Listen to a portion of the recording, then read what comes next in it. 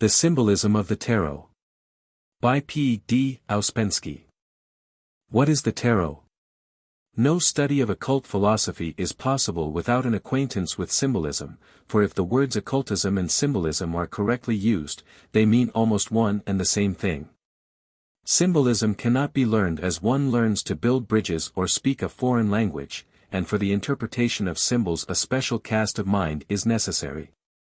In addition to knowledge, special faculties, the power of creative thought and a developed imagination are required. One who understands the use of symbolism in the arts, knows, in a general way, what is meant by occult symbolism. But even then a special training of the mind is necessary, in order to comprehend the language of the initiates, and to express in this language the intuitions as they arise. There are many methods for developing the sense of symbols, in those who are striving to understand the hidden forces of nature and man, and for teaching the fundamental principles as well as the elements of the esoteric language. The most synthetic, and one of the most interesting of these methods, is the tarot. In its exterior form the tarot is a pack of cards used in the south of Europe for games and fortune-telling.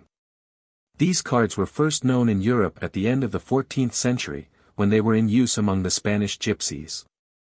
A pack of tarot contains the 52 ordinary playing cards with the addition of one picture card to every suit, namely, the Knight, placed between the Queen and the Knave. These 56 cards are divided into 4 suits, 2 black and 2 red, and have the following designation: scepters, clubs, cups, hearts, swords, spades, and pentacles or discs, diamonds.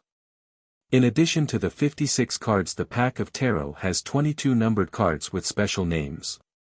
1. The Magician. 12. The Hanged Man. 2. The High Priestess. 13. Death. 3. The Empress. 14. Temperance. For the Emperor. 15. The Devil. 5. The Chariot. 7. 16. The Tower. 6. The Lovers. 17. The Star. 7. The Hierophant. 5. 18. The Moon. 8. Strength. 19. The Sun. 9. The Hermit. 20. Judgment. 10. The Wheel of Fortune. 21. The World. 11. Justice. 0. The Fool.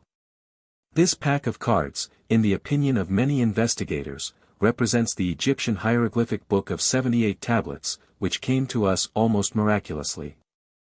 The history of the tarot is a great puzzle. During the Middle Ages, when it first appeared historically, there existed a tendency to build up synthetic symbolical or logical systems of the same sort as Ars Magna by Raymond Lully.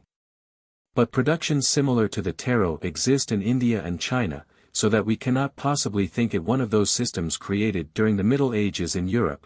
It is also evidently connected with the ancient mysteries and the Egyptian initiations. Although its origin is in oblivion and the aim of its author or authors quite unknown, there is no doubt whatever that it is the most complete code of Hermetic symbolism we possess. Although represented as a pack of cards, the tarot really is something quite different. It can be read in a variety of ways. As one instance, I shall give a metaphysical interpretation of the general meaning or of the general content of the Book of Tarot, that is to say, its metaphysical title. Which will plainly show that this work could not have been invented by illiterate gypsies of the 14th century. The tarot falls into 3 divisions. The first part has 21 numbered cards, the second part has 1 card 0, the third part has 56 cards, i.e., the 4 suits of 14 cards. Moreover, the second part appears to be a link between the first and third parts, since all the 56 cards of the third part together are equal to the card 0. Now, if we imagine 21 cards disposed in the shape of a triangle, 7 cards on each side, a point in the center of the triangle represented by the 0 card, and a square round the triangle, the square consisting of 56 cards. 14 on each side, we shall have a representation of the relation between God, man, and the universe, or the relation between the world of ideas, the consciousness of man, and the physical world. The triangle is God, the Trinity, or the world of ideas, or the noumenal world. The point is man's soul. The square is the visible, physical or phenomenal world. Potentially, the point is equal to the square, which means that all the visible world is contained in man's consciousness, is created in man's soul. And the soul itself is a point having no dimension in the world of the spirit, symbolized by the triangle. It is clear that such an idea could not have originated with ignorant people, and clear also that the tarot is something more than a pack of playing or fortune-telling cards. H.P. Blavatsky mentions the tarot in her works, and we have some reason for believing that she studied the tarot. It is known that she loved to play patience. We do not know what she read in the cards as she played this game, but the author was told that Madame Blavatsky searched persistently and for a long time for a misses on the tarot. In order to become acquainted with the tarot, it is necessary to understand the basic ideas of the Kabbalah and of alchemy. For it represents, as, indeed, many commentators of the tarot think, a summary of the Hermetic sciences, the Kabbalah, alchemy, astrology, magic, with their different divisions. All these sciences, attributed to Hermes Trismegistus, really represent one system of a very broad and deep psychological investigation of the nature of man in his relation to the world of noumena, God, the world of spirit, and to the world of phenomena, the visible, physical world.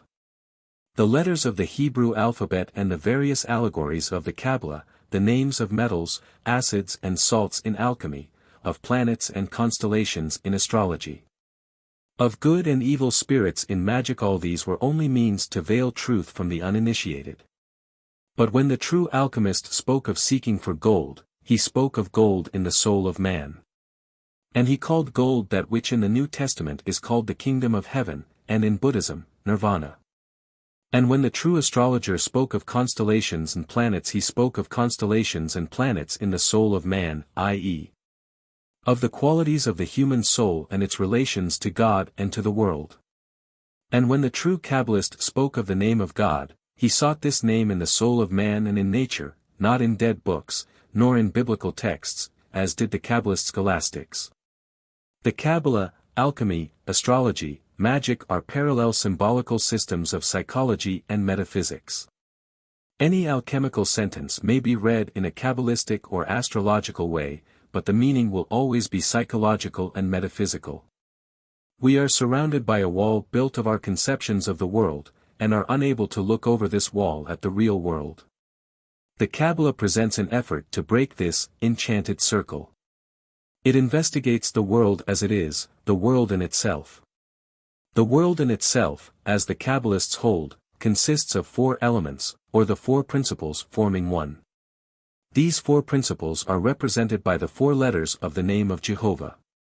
The basic idea of the Kabbalah consists in the study of the name of God in its manifestation. Jehovah in Hebrew is spelt by four letters, Yod, He, Vav and Hi, H, V, H. To these four letters is given the deepest symbolical meaning. The first letter expresses the active principle, the beginning or first cause, motion, energy, I. The second letter expresses the passive element, inertia, quietude, not I. The third, the balance of opposites, form. And the fourth, the result or latent energy. The Kabbalists affirm that every phenomenon and every object consists of these four principles, i.e., that every object and every phenomenon consists of the name of God, the word, logos. The study of this name, or the four-lettered word, tetragrammaton, in Greek, and the finding of it in everything constitutes the main problem of Kabbalistic philosophy. To state it in another way, the Kabbalists hold that these four principles penetrate and create everything. Therefore, when the man finds these four principles in things and phenomena of quite different categories, where before he had not seen similarity, he begins to see analogy between these phenomena. And, gradually, he becomes convinced that the whole world is built according to one and the same law, on one and the same plan. The richness and growth of his intellect consists in the widening of his faculty for finding analogies. Therefore the study of the law of the four letters, or the name of Jehovah, presents a powerful means for widening consciousness.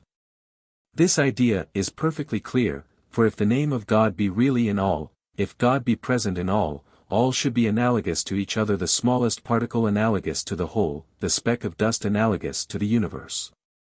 and all analogous to God. The name of God, the word or logos, is the origin of the world.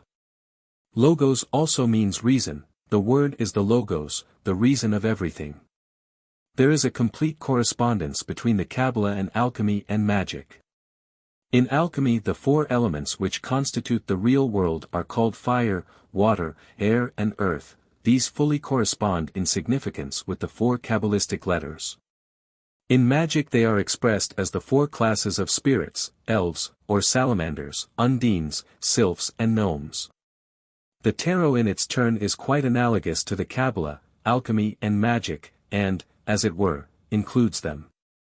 Corresponding to the four first principles or four letters of the name of God, or the four alchemistic elements, or the four classes of spirits, the tarot has for suit scepters, cups, swords and pentacles.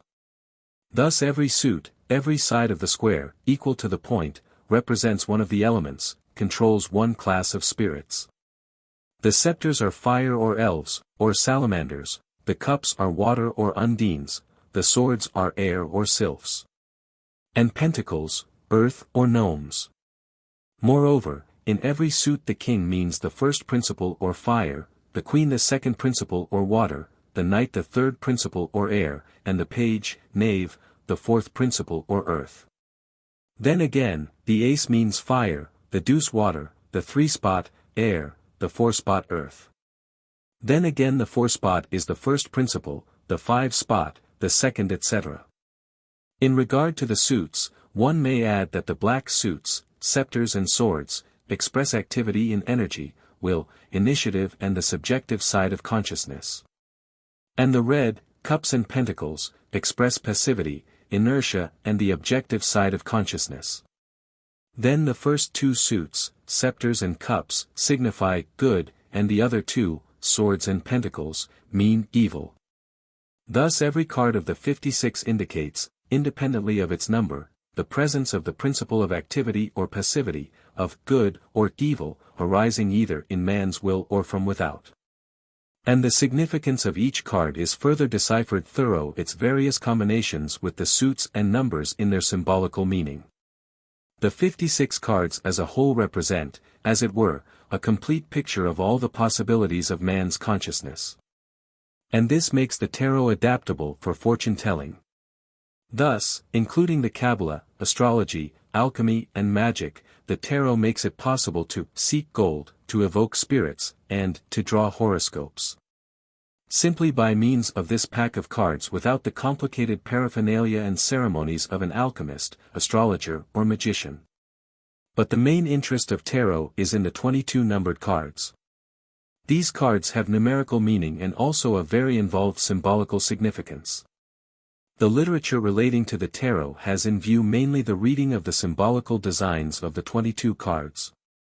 Very many writers on occultism have arranged their works on the plan of the tarot. But this is not often suspected because the tarot is rarely mentioned. Oswald Wirth speaks of origin of the tarot in his essay upon the astronomical tarot. According to Christian, the 22 major arcana of the tarot represent the hieroglyphic paintings which were found in the spaces between the columns of a gallery which the neophyte was obliged to cross in the Egyptian initiations. There were 12 columns to the north and the same number to the south, that is, 11 symbolical pictures on each side. These pictures were explained to the candidate for initiation in regular order, and they contained the rules and principles for the initiate. This opinion is confirmed by the correspondence which exists between arcana when they are thus arranged. In the gallery of the temple the pictures were arranged in pairs, one opposite another, so that the last picture was opposite the first, the last but one opposite the second, etc. When the cards are so placed we find a highly interesting and deep suggestion. In this way the mind finds the one in the two, and is led from dualism to monism, which is what we might call the unification of the duad. One card explains the other and each pair shows moreover that they can be only mutually explanatory and mean nothing when taken separately.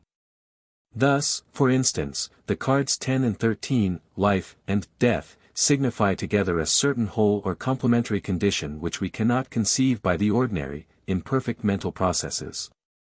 We think of life and death as two opposites, antagonistic one to the other, but, if we thought further, we should see that each depends on the other for existence and neither could come into existence separately. A symbol may serve to transfer our intuitions and to suggest new ones only so long as its meaning is not defined. Real symbols are perpetually in process of creation. But when they receive a definite significance they become hieroglyphs and finally a mere alphabet. As this they express simply ordinary concepts, cease to be a language of the gods or of initiates and become a language of men which everyone may learn. Properly speaking, a symbol in occultism means the same as in art. If an artist uses ready-made symbols his work will not be true art, but only pseudo-art. If an occultist begins to use ready-made symbols, his work will not be truly occult, for it will contain no esotericism, no mysticism, but only pseudo-occultism, pseudo-esotericism, pseudo-mysticism. Symbolism in which the symbols have definite meanings is pseudo-symbolism. Underscore underscore underscore underscore underscore underscore underscore underscore underscore underscore underscore underscore underscore underscore underscore underscore. Having made this idea clear in his mind, the author found that the key to the tarot must lie in imagination and he decided to make an effort to redesign the cards, giving descriptive pictures of the tarot. And to interpret the symbols, not by means of analysis, but by synthesis.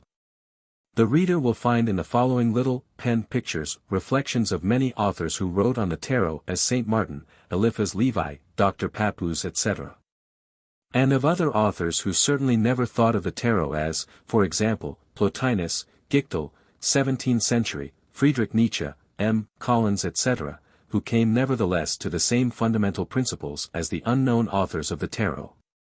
Descriptions of the arcanas in these pen pictures often represent a conception which is almost entirely subjective, for instance, that of card 18. And the author likes to think that another might conceive of the same symbols differently, in any case he considers this quite possible.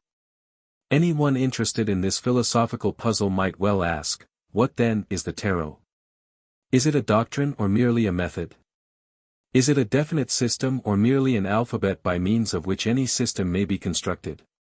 In short, is it a book containing specific teachings, or is it merely an apparatus, a machine which we may use to build anything, even a new universe? The author believes that the tarot may be used for both purposes, though, of course, the contents of a book that may be read either forward or backward cannot be said to be, in the ordinary sense, strictly definite. But perhaps we find in this very indefiniteness of the tarot and in the complexity of its philosophy, the element which constitutes its definiteness.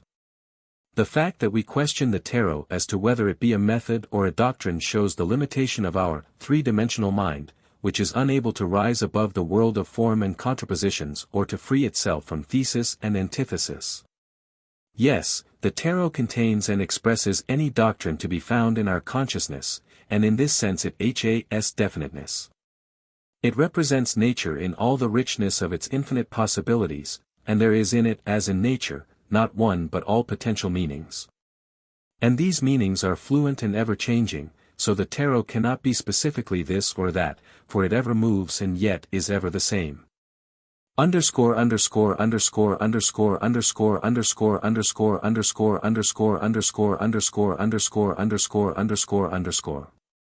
In the following pen pictures, cards are taken in pairs, I and 0, 2 and XXI, 3 and XX etc., in each pair one card completing the sense of another and two making one.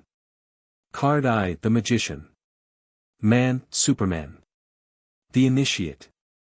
The Occultist. Higher Consciousness. Human Logos.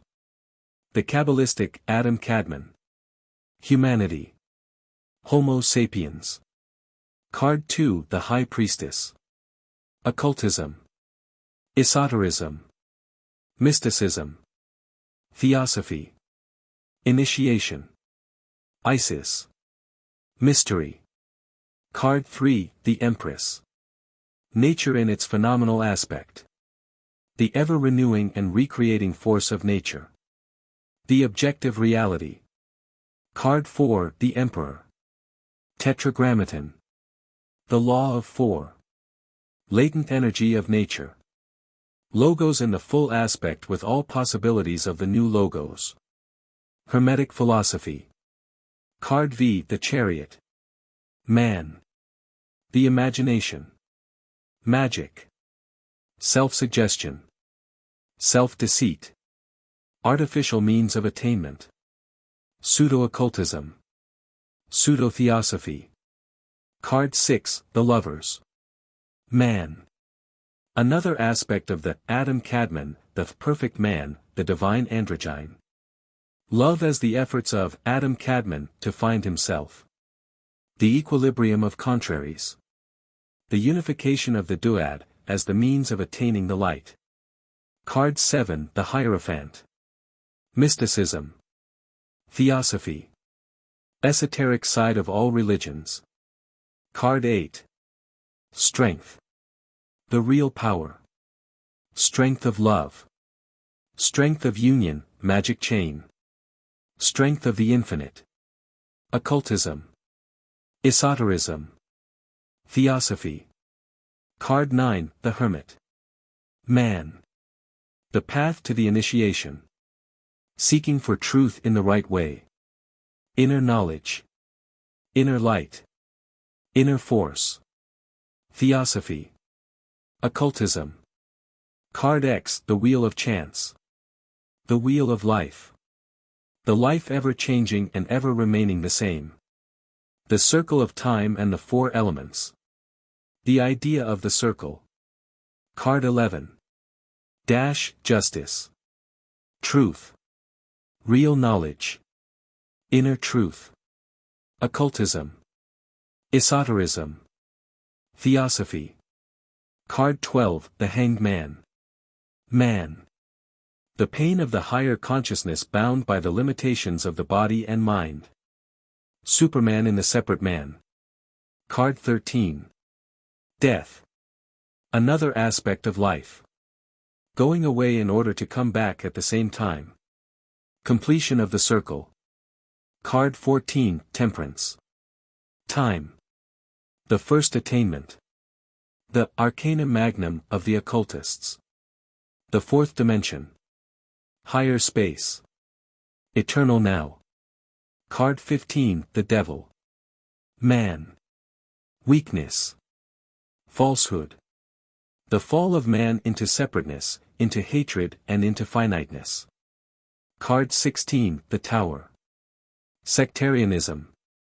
Tower of Babel. Exoterism. Confusion of tongues. Fall of exoterism. The force of nature re-establishing the truth distorted by men. Card 17. The Star. The real aspect of the astral world. That which may be seen in ecstasy. The imagination of nature. Real knowledge. Occultism. Card 18. The Moon. The astral world as it is seen by the artificial means of magic. Psychic, spiritistic world. Dreads of the night. The real light from above and the false representation of that light from below. Pseudo-mysticism. Card 19. The Sun. The symbol and manifestation of the Tetragrammaton. Creative power. Fire of life. Card XX. Judgment. The resurrection. Constant victory of life over death. Creative activity of nature in the death. Card XXI. World. Nature. The world as it is. Nature in its noumenal aspect. Esoteric side of nature. That which is made known in esotericism. Inner reality of things. Human consciousness in the circle of time between the four elements. Card 0. The Fool. Man. An ordinary man. A separate man. The uninitiate lower consciousness. The end of a ray not knowing its relation to the center. The 22 cards may be divided into 3 divisions including each 7 cards of similar meaning, the 22 and card, number 21, as a duplicate, of the number 10, standing outside the triangle or forming a point in its center. The 3 sets of 7s belong, the first one to the man, the second to the nature and the third to the higher knowledge or to the theosophy in the large sense of the word. The first set of 7 cards, I Magician, 0, the Fool, v the Chariot. 9 the Hermit, 6 Lovers, x v the Devil, xii the Hanged Man.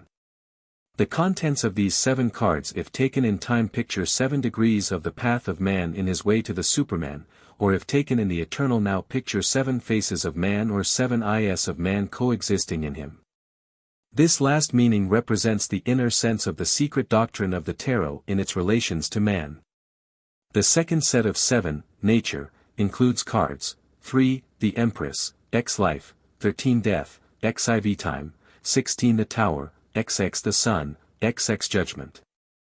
The third set of 7, Theosophy, includes cards, 2 the High Priestess, 4 the Emperor, 8 Strength, 7 the Hierophant, 11 Justice, XVI the Star, 18 the Moon.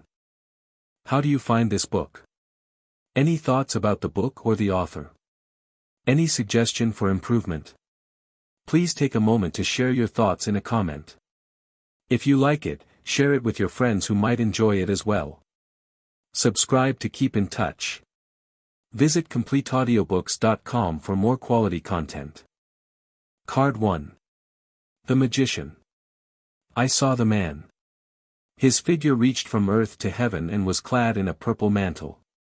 He stood deep in foliage and flowers, and his head, on which was the headband of an initiate, seemed to disappear mysteriously in infinity.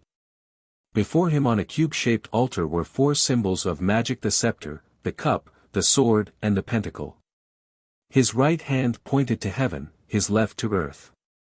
Under his mantle he wore a white tunic girded with a serpent swallowing its tail. His face was luminous and serene, and, when his eyes met mine, I felt that he saw most intimate recesses of my soul. I saw myself reflected in him as in a mirror, and in his eyes I seemed to look upon myself. And I heard a voice saying, "Look, this is the great magician. With his hands he unites heaven and earth, and the 4 elements that form the world are controlled by him. The 4 symbols before him are the 4 letters of the name of God, the signs of the 4 elements: fire, water, air, earth." I trembled before the depth of the mysteries I touched. The words I heard seemed to be littered by the great magician himself, and it was as though he spoke in me. I was in deep trepidation, and that moment I felt there was nothing before me except the blue sky. But within me a window opened through which I could see unearthly things. And hear unearthly words. Card 0. The Fool. And I saw another man. Tired and lame he dragged himself along the dusty road, across the deserted plain under the scorching rays of the sun. He glanced sidelong with foolish, staring eyes, a half-smile, half-leer on his face. He knew not where he went, but was absorbed in his chimerical dreams which ran constantly in the same circle. His fool's cap was put on wrong side front, his garments were torn in the back, a wild lynx with glowing eyes sprang upon him from behind a rock and buried her teeth in his flesh. He stumbled, nearly fell, but continued to drag himself along, all the time holding on his shoulder a bag containing useless things, which he, in his stupidity, carried wherever he went. Before him a crevice crossed the road and a deep precipice awaited the foolish wanderer. Then a huge crocodile with open mouth crawled out of the precipice. And I heard the voice say, "Look! This is the same man." I felt my head whirl. "What has he in the bag?" I inquired, not knowing why I asked. And after a long silence the voice replied, "The 4 magic symbols, the scepter, the cup, the sword, and the pentacle. The fool always carries them, although he has long since forgotten what they mean. Nevertheless they belong to him, even though he does not know their use. The symbols have not lost their power, they retain it in themselves." Card 2. The High Priestess. When I lifted the first veil and entered the outer court of the Temple of Initiation, I saw in half-darkness the figure of a woman sitting on a high throne between 2 pillars of the temple, one white and one black. Mystery emanated from her and was about her. Sacred symbols shone on her green dress, on her head was a golden tiara surmounted by a 2-horned moon, on her knees she held 2 crossed keys and an open book. Between the 2 pillars behind the woman hung another veil all embroidered with green leaves and fruit of pomegranate. And a voice said, "To enter the temple one must lift the second veil and pass between the 2 pillars. And to pass thus, one must obtain possession of the keys, read the book and understand the symbols.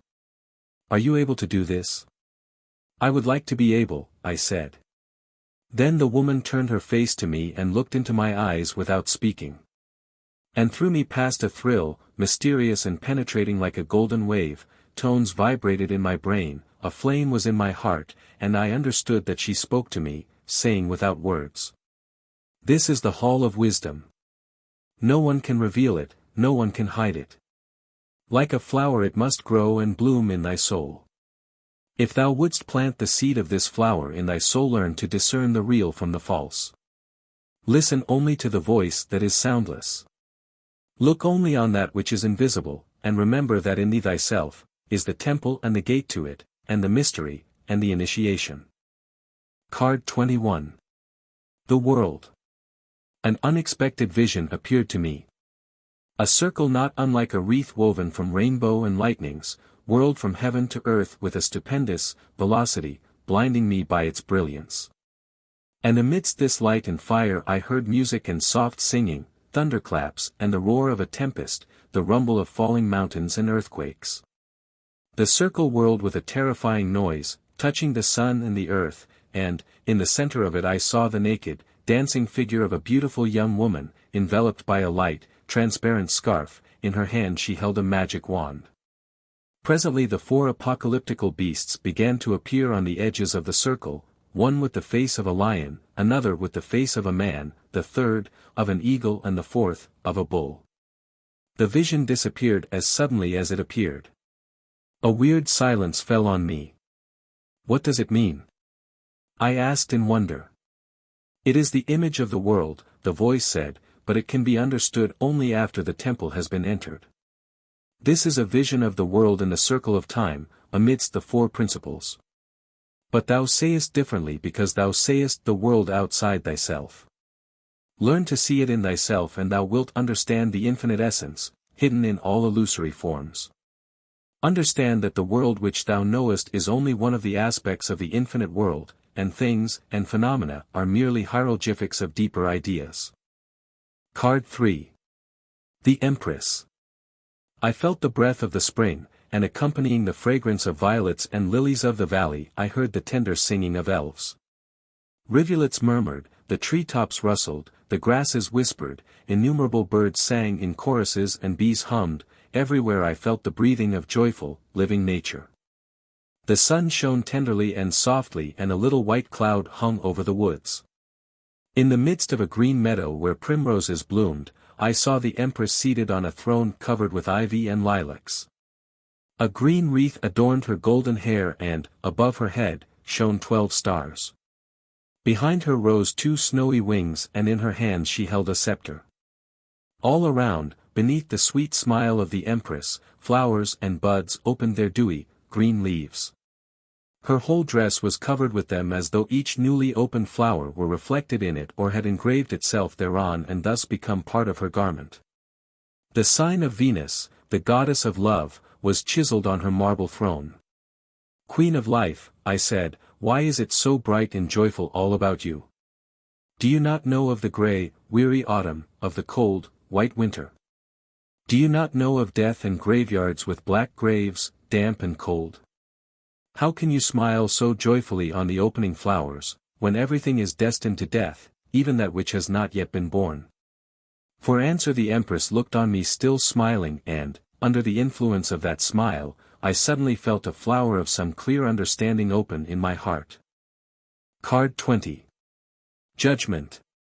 I saw an ice plain, and on the horizon, a chain of snowy mountains.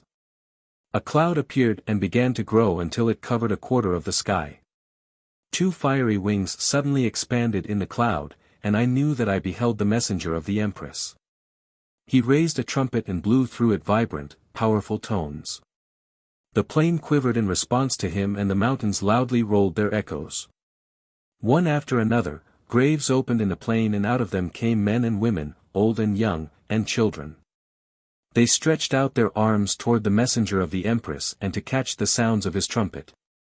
And in its tones I felt the smile of the Empress, and in the opening graves I saw the opening flowers whose fragrance seemed to be wafted by the outstretched arms. Then I understood the mystery of birth in death. Card 4. The Emperor. After I learned the first 3 numbers I was given to understand the great law of for the Alpha and Omega of all. I saw the Emperor on a lofty stone throne, ornamented by 4 rams' heads. On his forehead shone a golden helmet. His white beard fell over a purple mantle. In one hand he held a sphere, the symbol of his possession, and in the other, a scepter in the form of an Egyptian cross, the sign of his power over birth. I am the great law, the Emperor said. I am the name of God. The 4 letters of his name are in me and I am in all. I am in the 4 principles. I am in the 4 elements. I am in the 4 seasons. I am in the 4 cardinal points. I am in the 4 signs of the tarot. I am the beginning, I am action, I am completion, I am the result. For him who knows how to see me there are no mysteries on earth. I am the great pentacle. As the earth encloses in itself fire, water and air, as the 4th letter of the name encloses in itself the first 3 and becomes itself the first, so my scepter encloses the complete triangle and bears in itself the seed of a new triangle. I am the logos in the full aspect and the beginning of a new logos. And while the Emperor spoke, his helmet shone brighter and brighter, and his golden armor gleamed beneath his mantle. I could not bear his glory and I lowered my eyes. When I tried to lift them again a vivid light of radiant fire was before me, and I prostrated myself and made obeisance to the fiery word. Card 19. The Sun. As soon as I perceived the sun, I understood that it, itself, is the expression of the fiery word and the sign of the Emperor. The great luminary shone with an intense heat upon the large golden heads of sunflowers. And I saw a naked boy, whose head was wreathed with roses, galloping on a white horse and waving a bright red banner. I shut my eyes for a moment, and when I opened them again I saw that each ray of the sun is the scepter of the Emperor and bears life. And I saw how under the concentration of these rays the mystic flowers of the waters open and receive the rays into themselves, and how all nature is constantly born from the union of 2 principles. Card 5. The Chariot. I saw a chariot drawn by 2 sphinxes, one white, the other black.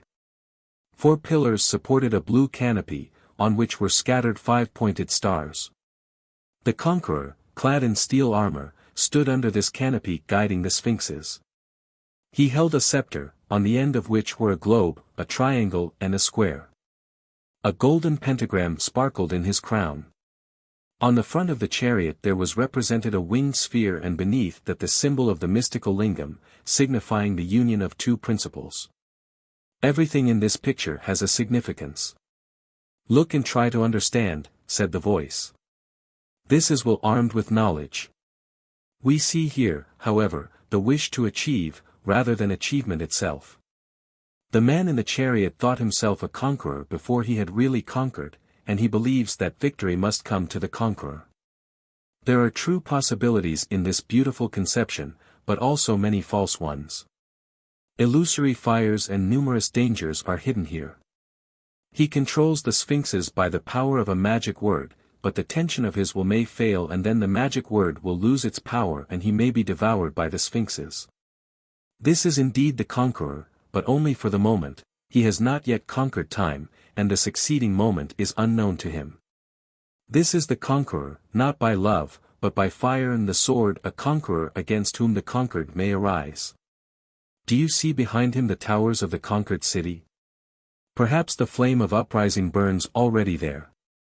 And he is unaware that the city vanquished by means of fire and the sword is the city within his own consciousness, that the magic chariot is in himself, and that the bloodthirsty sphinxes, also a state of consciousness within. Watch his every movement. He has externalized all these phases of his mind and sees them only outside himself. This is his fundamental error. He entered the outer court of the Temple of Knowledge, but thinks he has been in the temple itself. He regarded the rituals of the first tests as initiation, and he mistook for the goddess, the priestess who guarded the threshold. Because of this misconception great perils await him. Nevertheless it may be that even in his errors and perils the great conception lies concealed. He seeks to know and, perhaps, in order to attain, mistakes, dangers and even failures are necessary. Understand that this is the same man whom you saw uniting heaven and earth, and again walking across a hot desert to a precipice. Card 18. The Moon. A desolate plain stretched before me. A full moon looked down as if in contemplative hesitation. Under her wavering light the shadows lived their own peculiar life. On the horizon I saw blue hills, and over them wound a path which stretched between two grey towers far away into the distance. On either side the path a wolf and dog sat and howled at the moon. I remembered that dogs believe in thieves and ghosts. A large black crab crawled out of the rivulet into the sands. A heavy, cold dew was falling. Dread fell upon me. I sensed the presence of a mysterious world, a world of hostile spirits, of corpses rising from graves, of wailing ghosts. In this pale moonlight I seemed to feel the presence of apparitions. Someone watched me from behind the towers and I knew it was dangerous to look back. Card 6.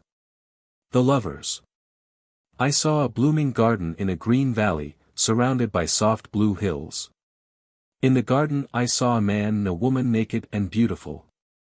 They loved each other and their love was their service to the Great Conception, a prayer and a sacrifice. Through it they communed with God, through it they received the highest revelations, in its light the deepest truths came to them.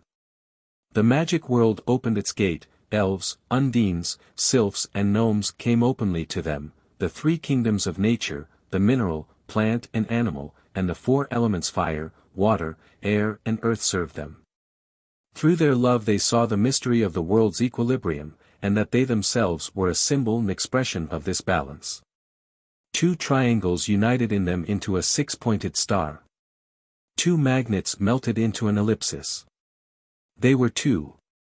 The third was the unknown future. The three made one.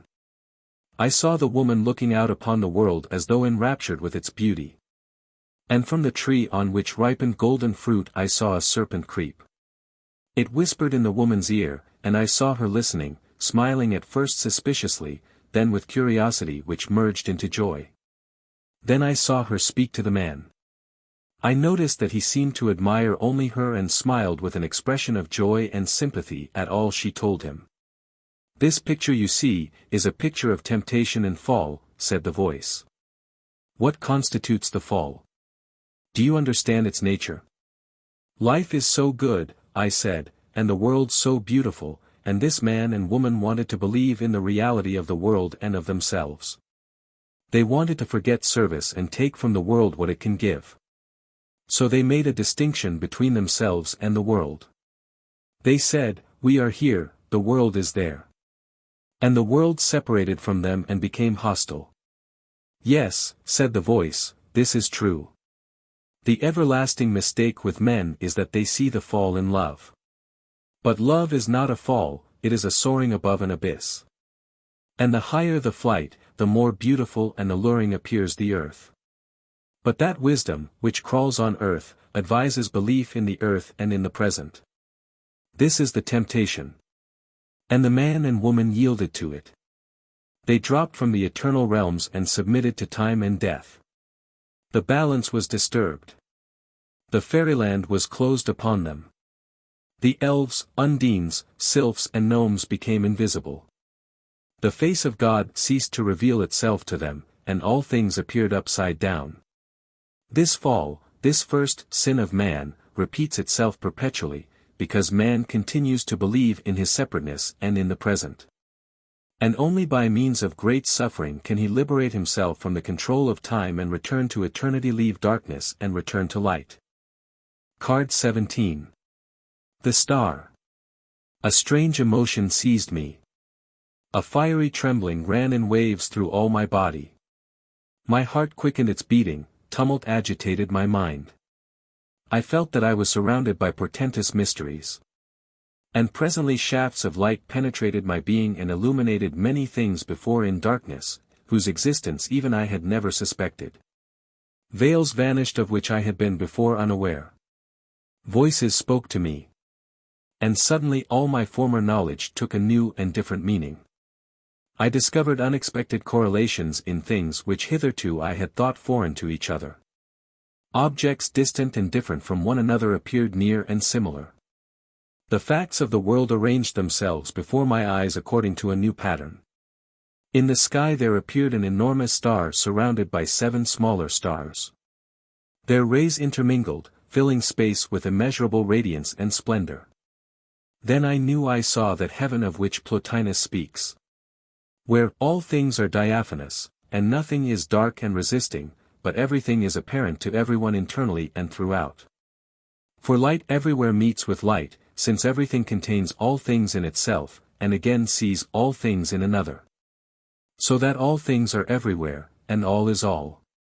Each thing likewise is everything. And the splendor there is infinite. For everything there is great, since even that which is small is great. The sun too, which is there, is all the stars, and again each star is the sun and all the stars. In each however, a different property predominates, but at the same time all things are visible in each. Motion likewise there is pure, for motion is not confounded by a mover different from it. Permanency also suffers no change of its nature, because it is not mingled with the unstable. And the beautiful there is beautiful, because it does not subsist in beauty. Each thing, too, is there established, not as in a foreign land, but the seat of each thing is that which each thing is. Nor is the thing itself different from the place in which it subsists. For the subject of it is intellect, and it is itself intellect. In this sensible region, therefore, one part is not produced by another, but each part is alone apart. But there each part always proceeds from the whole, and is at the same each time part and the whole. For it appears indeed as a part, but by him whose sight is acute, it will be seen as a whole. Where is likewise no weariness of the vision which is there, not any plenitude of perception which can bring intuition to an end. For neither was there any vacuity which when filled might cause the visible energy to cease. Nor is this one thing, but that another, so as to occasion a part of one thing not to be amicable with that of another. Where the life is wisdom. A wisdom not obtained by a reasoning process, because the whole of it always was, and is not in any respect deficient, so as to be in want of investigation. But it is the first wisdom, and is not derived from another. I understood that all the radiance here is thought, and the changing colors are emotions. And each ray, if we look into it, turns into images, symbols, voices and moods. And I saw that there is nothing inanimate, but all is soul, all is life, all is emotion and imagination. And beneath the radiant stars beside the blue river I saw a naked maiden, young and beautiful. She stooped on one knee and poured water from 2 vessels, one of gold and one of silver. A little bird in a nearby bush lifted its wings and was poised ready to fly away. For a moment I understood that I beheld the soul of nature. This is nature's imagination, said the voice gently. Nature dreams, improvises, creates worlds. Learn to unite your imagination with her imagination and nothing will ever be impossible for you. Lose the external world and seek it in yourself. Then you will find light. But remember, unless you have lost the earth, you will not find heaven. It is impossible to see both wrongly and rightly at the same time. Card 7. The Hierophant. I saw the great master in the temple. He was sitting on a golden throne set upon a purple platform, and he wore the robe of a high priest with a golden tiara. He held a golden 8-pointed cross, and lying at his feet were 2 crossed keys. 2 initiates bowed before him and to them he spoke. Seek the path, do not seek attainment, seek for the path within yourself. Do not expect to hear the truth from others, nor to see it, or read it in books. Look for the truth in yourself, not without yourself. Aspire only after the impossible and inaccessible. Expect only that which shall not be. Do not hope for me, do not look for me, do not believe that I am outside yourself. Within your soul build a lofty tower by which you may ascend to heaven. Do not believe in external miracles, expect miracles only within you. Beware of believing in a mystery of the earth, in a mystery guarded by men, for treasuries which must be guarded are empty. Do not search for a mystery that can be hidden by men. Seek the mystery within yourself. Above all, avoid those towers built in order to preserve the mysteries and to make an ascent to heaven by stone stairways. And remember that as soon as men build such a tower they begin to dispute about the summit. The path is in yourself, and truth is in yourself and mystery is in yourself. Card 16. The Tower.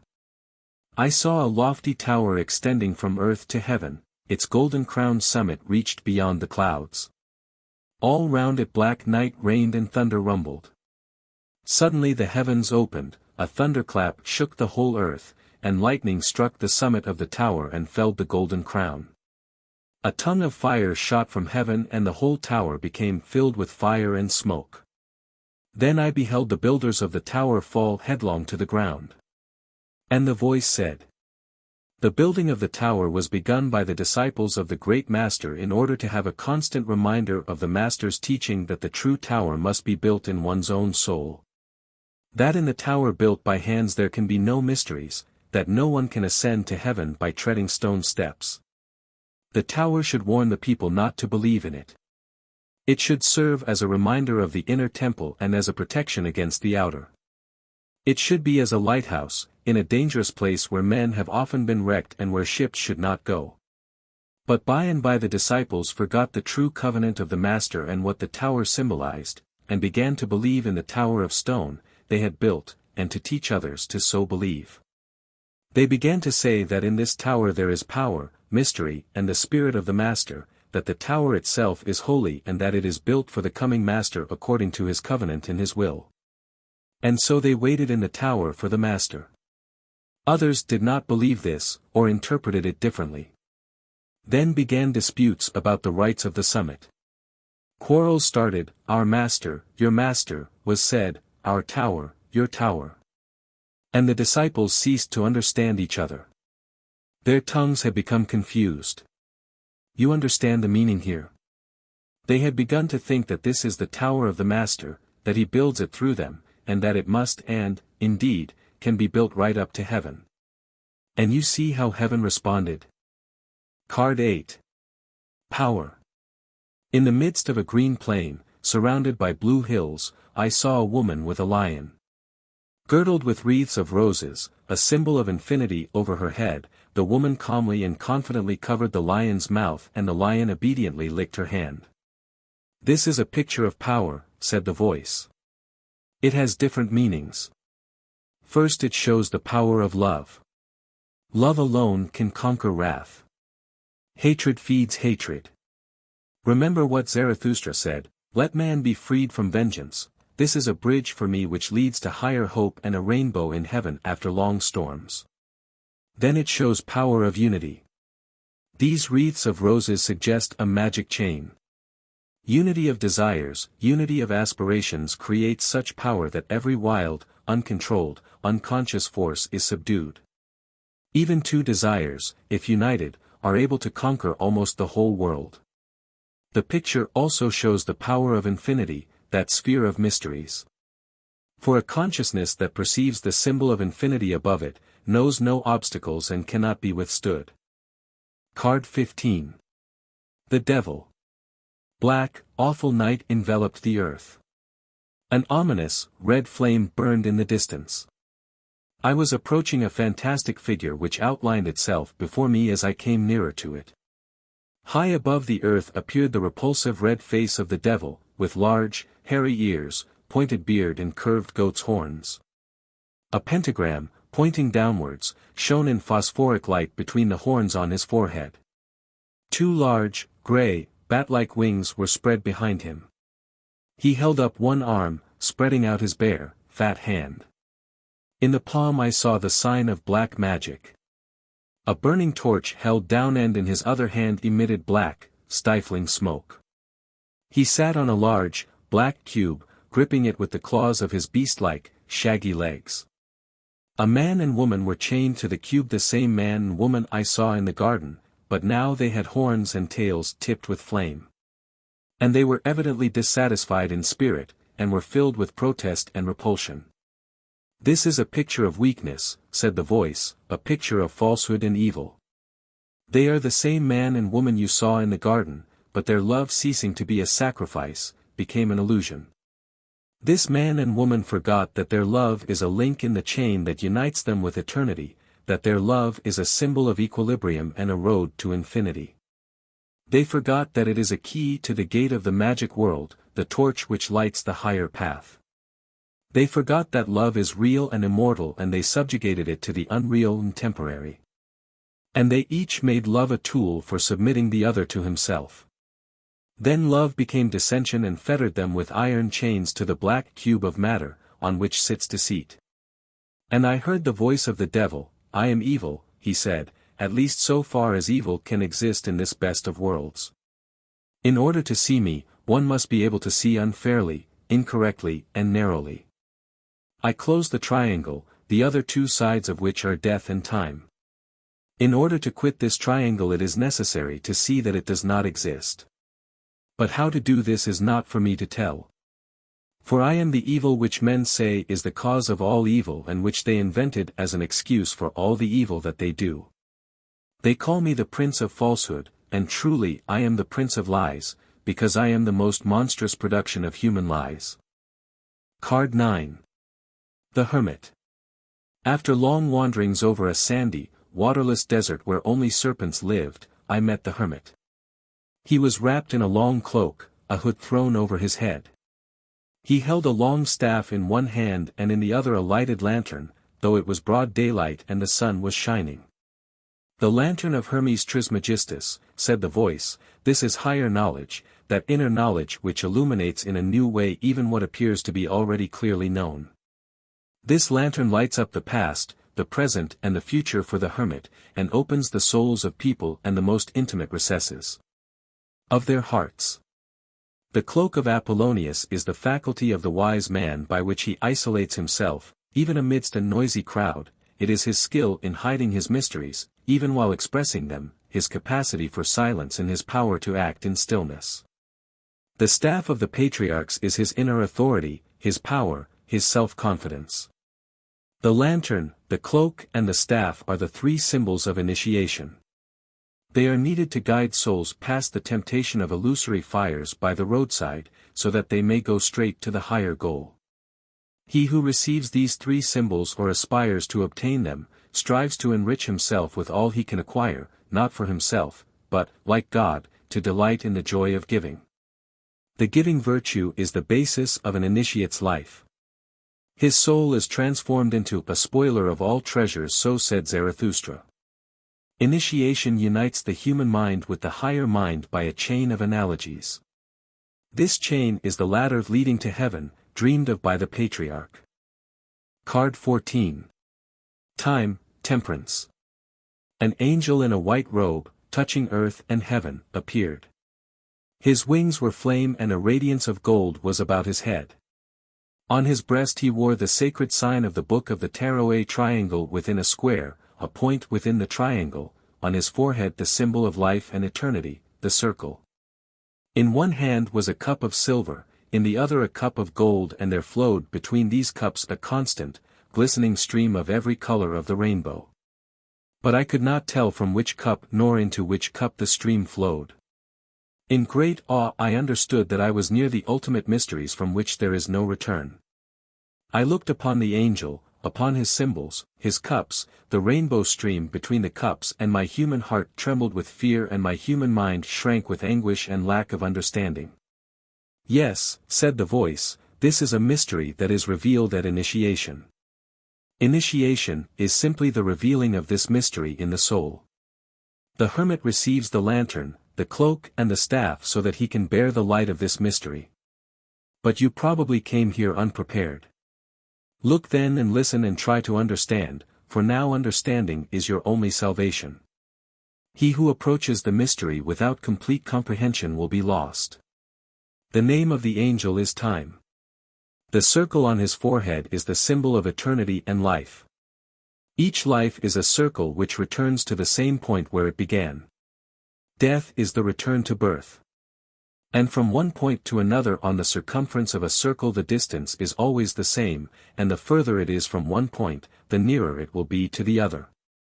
Eternity is a serpent pursuing its tail, never catching it.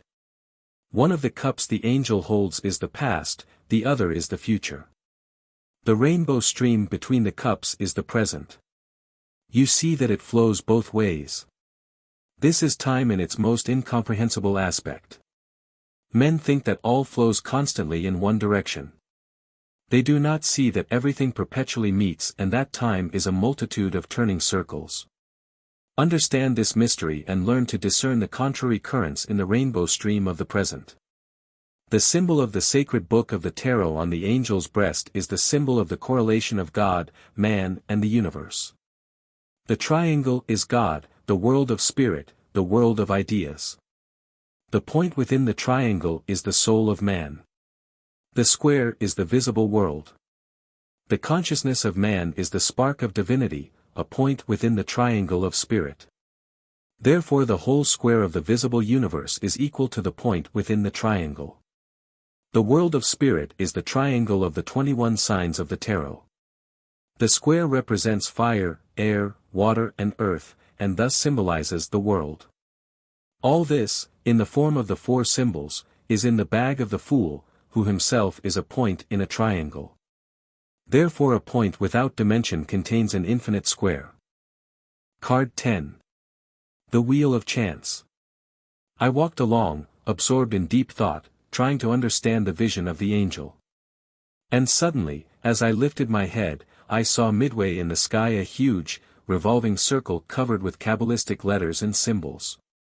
The circle turned with terrible velocity, and around it, falling down and flying up, symbolic figures of the serpent and the dog revolved, above it sat an immovable sphinx. In clouds, on the four quarters of heaven, I saw the four apocalyptical beings, one with the face of a lion, another with the face of a bull, the third with the face of an eagle, and the fourth with the face of a bull. And each of them read an open book. And I heard the voices of Zarathustra's beasts. All go, all return, the wheel of life ever turns. All die, all flourish again, the year of existence runs eternally. All perish, all live again, the same house of existence is ever building. All separate, all meet again, the ring of existence is ever true to itself. Existence begins at every moment. Round each, here, rolls, there. The middle is everywhere. The way of eternity is a curve. Card 13. Death. Fatigued by the flashing of the wheel of life, I sank to earth and shut my eyes. But it seemed to me that the wheel kept turning before me and that the four creatures continued sitting in the clouds and reading their books. Suddenly, on opening my eyes, I saw a gigantic rider on a white horse, dressed in black armor, with a black helmet and black plume. A skeleton's face looked out from under the helmet. One bony hand held a large, black, slowly waving banner, and the other held a black bridle ornamented with skulls and bones. And, wherever the white horse passed, night and death followed. Flowers withered, leaves drooped, the earth covered itself with a white shroud, graveyards appeared, towers, castles and cities were destroyed. Kings in the full splendor of their fame and their power, beautiful women loved and loving. High priests invested by power from God, innocent children when they saw the white horse all fell on their knees before him, stretched out their hands in terror and despair, and fell down to rise no more. Afar, behind two towers, the sun sank. A deadly cold enveloped me. The heavy hoofs of the horse seemed to step on my breast, and I felt the world sink into an abyss. But all at once something familiar, but faintly seen and heard, seemed to come from the measured step of the horse. A moment more and I heard in his steps the movement of the wheel of life. An illumination entered me, and, looking at the receding rider and the descending sun, I understood that the path of life consists of the steps of the horse of death.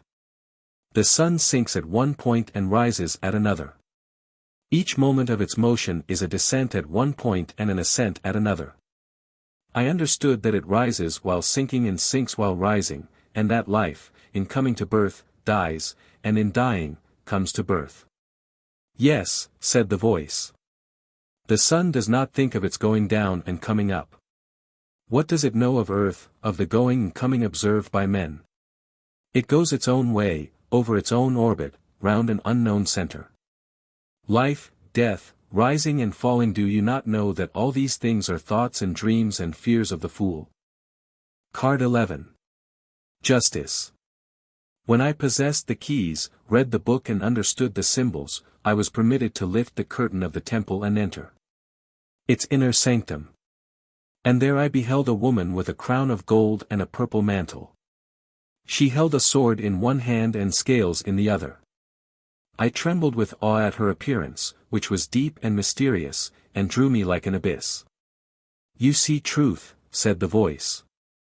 On these scales everything is weighed. This sword is always raised to guard justice, and nothing can escape it. But why do you avert your eyes from the scales and the sword? They will remove the last illusions. How could you live on earth without these illusions? You wish to see truth and now you behold it. But remember what happens to the mortal who beholds a goddess. Card 12. The Hanged Man. And then I saw a man in terrible suffering, hung by one leg, head downward, to a high tree. And I heard the voice. Look. This is a man who saw truth. Suffering awaits the man on earth, who finds the way to eternity and to the understanding of the endless. He is still a man, but he already knows much of what is inaccessible even to gods. And the incommensurableness of the small and the great in his soul constitutes his pain and his Golgotha. In his own soul appears the gallows on which he hangs in suffering, feeling that he is indeed inverted. He chose this way himself. For this he went over a long road from trial to trial, from initiation to initiation, through failures and falls. And now he has found truth and knows himself. He knows that it is he who stands before an altar with magic symbols, and reaches from earth to heaven, that he also walks on a dusty road under a scorching sun to a precipice where a crocodile awaits him.